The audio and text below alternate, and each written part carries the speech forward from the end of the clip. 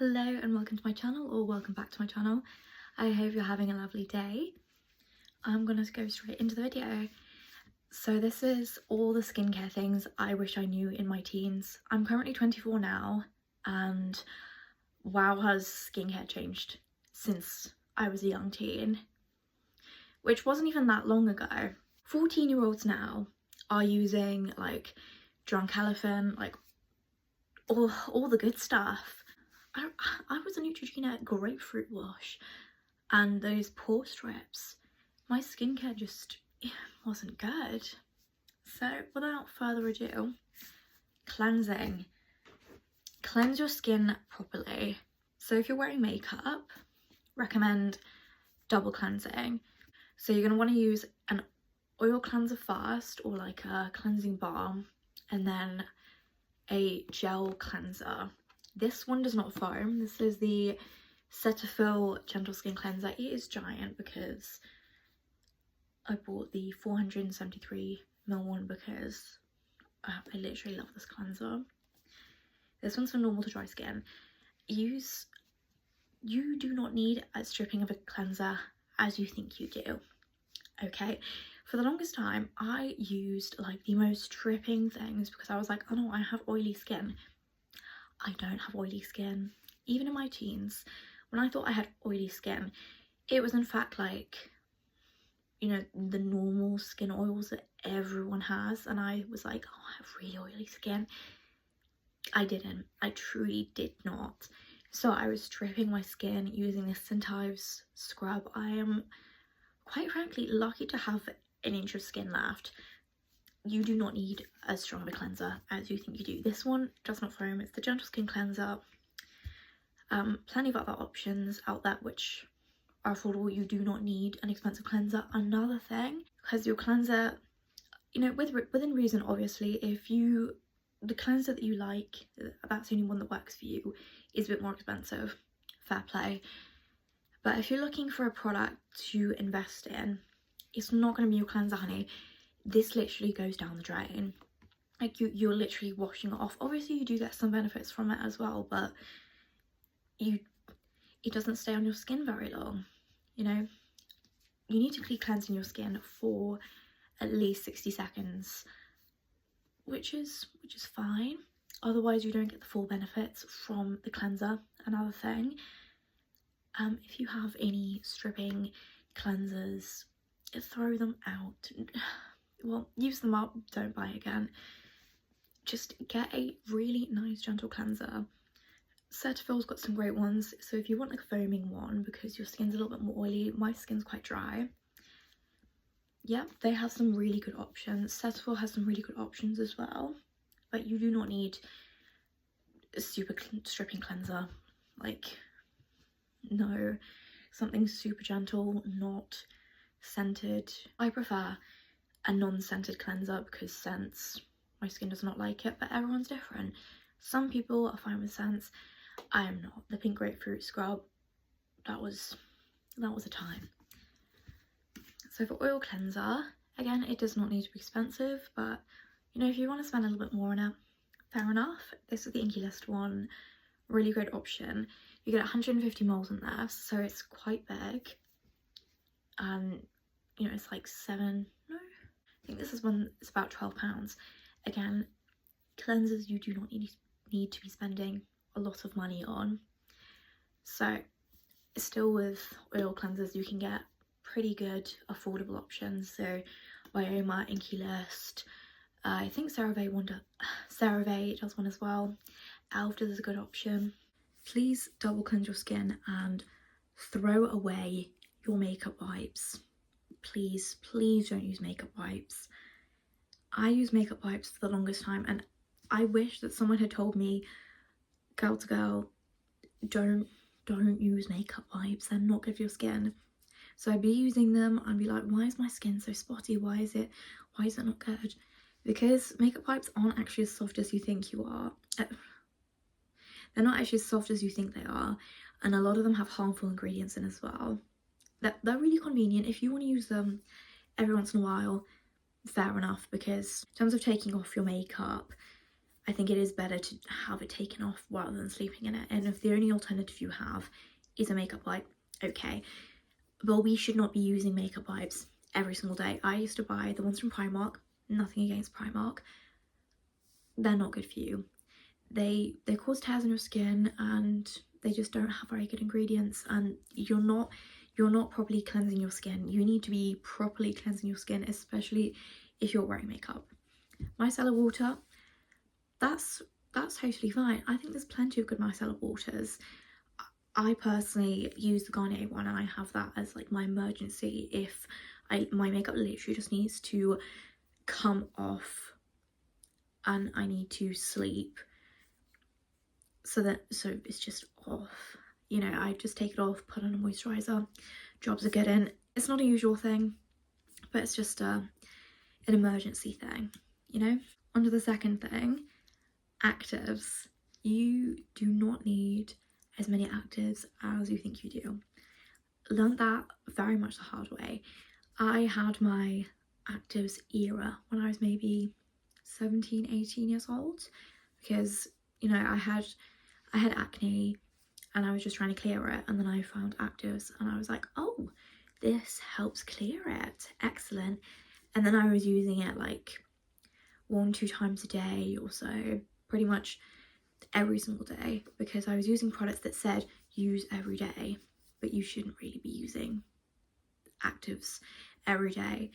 It depends obviously on your skin type and your tolerance, but my sensitive skin could not deal with it. So obviously it looked really great for quite a while, and I was like, oh, this is great, I'm going to continue using my glycolic acid twice a day. It wasn't a super strong glycolic acid, but it's still, I was using glycolic acid every single day, and I'd often use it in the morning as well because I just really like the glow. The thing is, it catches up with you. You don't realise it's going to catch up with you, but it does. My skin was so dehydrated and it did not like it. So I would recommend, if you're starting out with actives, if you're a young teen, might add, you don't really need actives. Salicylic acid face wash. I still use it. It's great. You do not need the stripping stuff at all, as I use this a couple of times a week. This one's really, really, really gentle. There are a few different options at the drugstore, but I think this one's got a really low percentage of salicylic acid in it, and it's pretty affordable as well. Again, this one doesn't foam, and it's for sensitive skin, so if you have sensitive skin, really good. Even if you don't, I think we all need to be, you know, chilling with our skincare. I think, you know, we do need to be using more gentle things than we think we need to be doing. So serum, I wish that younger me knew that hydrating serums were a thing. When I got into my skincare era, I first got into like a few different things, but it was mainly actives that I got into. I didn't realise that you could pretty much get very similar effect just using like a hydrating serum, and that was really good. So got the Cosrx Advanced Snail Mucin. I also recommend the Inkey List Hyaluronic Acid. Also recommend the Inkey List Hyaluronic Acid. That's also a really good affordable option. Basically, it's got an essence, but it's pretty much a serum. It's quite thick. You know, it's got a weird consistency. I wish younger me had discovered this sooner. I'm not sure it even existed. I wish this existed when I was a young teen. Teens now are spoiled for choice, honestly. But you pretty much just need a hydrating serum. If you want to wear it twice a day, go for it. But if you have more oily skin, I think everyone kind of needs to use one anyways. But no, if you have more oily skin, you might want to use it just at night and be really minimal with the products you put on your face in the morning, which is fine. Also, this is the only serum that I currently use.